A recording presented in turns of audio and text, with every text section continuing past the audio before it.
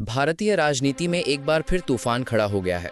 कांग्रेस नेता राहुल गांधी ने 7 अगस्त 2025 को दिल्ली में आयोजित एक प्रेस कॉन्फ्रेंस में चुनाव आयोग पर गंभीर आरोप लगाए हैं। उन्होंने इसे एटम बम से कम नहीं बताया, दावा करते हुए कि उनके पास चुनावी धांधली के पुख्ता सबूत हैं। ये प्रेस कॉन्फ्रेंस न केवल कांग्रेस की रणनीति का हिस्सा लगती है, बल्कि यह भारतीय लोकतंत्र की निष्पक्षता पर सवाल खड़े करती है। आइए इस पूरे मामले को विस्तार से समझते हैं। राहुल गांधी ने अपनी प्रेस कॉन्फ्रेंस में मुख्य रूप से मतदाता सूची में हेरफेर पर जोर दिया। उन्होंने कर्नाटक के बेंगलुरु सेंट्रल लोकसभा सीट के महादेवपुरा विधानसभा क्षेत्र का उदाहरण देते हुए कहा कि यहां 1,02,250 फर्जी वोट जोड़े गए थे।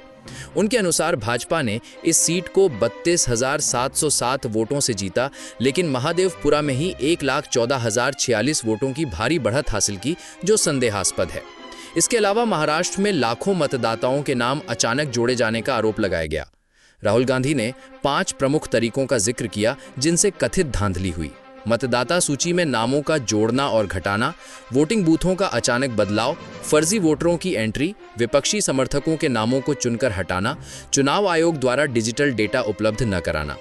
उन्होंने दावा किया कि एक ही व्यक्ति कई राज्यों में वोट डाल रहा है और मतदान के बाद टर्न आउट को कृत्रिम रूप से बढ़ाया जा रहा है। सीसीटीवी फुटेज मिटाने के आरोप भी शामिल हैं।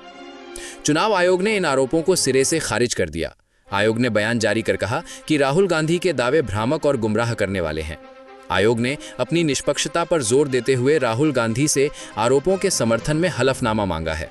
आयोग का रुख इस बार पहले से अधिक आक्रामक है, जहां वो विपक्ष को ही कटघरे में खड़ा कर रहा है।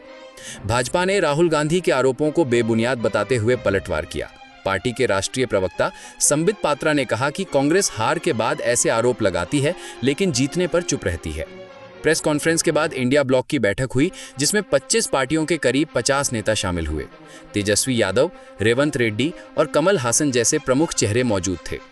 चुनावों में हार के बाद कांग्रेस अक्सर लगाती रही है आरोप। राहुल गांधी के दावों में मजबूती है क्योंकि उन्होंने डेटा, दस्तावेज और पीपीटी प्रेजेंटेशन के साथ अपनी बात रखी। कई राज्यों में समान पैटर्न का जिक्र विश्वसनीयता बढ़ाता है। हालांकि कमजोरियां भी हैं। अब तक कोई कानूनी कार्रवाई नहीं हुई, केवल एक सीट का विस्तृत उदाहरण दिया गया और हार के बाद ऐसे आरोपों का इतिहास रहा है। चुनाव आयोग का खंडन और हलफनामे की मांग कानूनी चुनौती पेश करती है। पूर्ण व्याख्यान के लिए स्वतंत्र जांच जरूरी है, क्योंकि ये आरोप लोकतंत्र की जड़ों को हिला सकते हैं। निष्कर्ष और मायने: ये प्रकरण भारतीय चुनावी व्यवस्था की विश्वसनीयता पर बड़ा सवाल है। अगर आरोप सही हैं, तो यह लोकतंत्र के लिए खतरा है। अगर नहीं, तो संस्थाओं पर अनावश्यक संदेह पैदा कर रहा है। आगामी बिहार चुनावों के मद्देनजर ये विवाद और गहरा हो सकता है।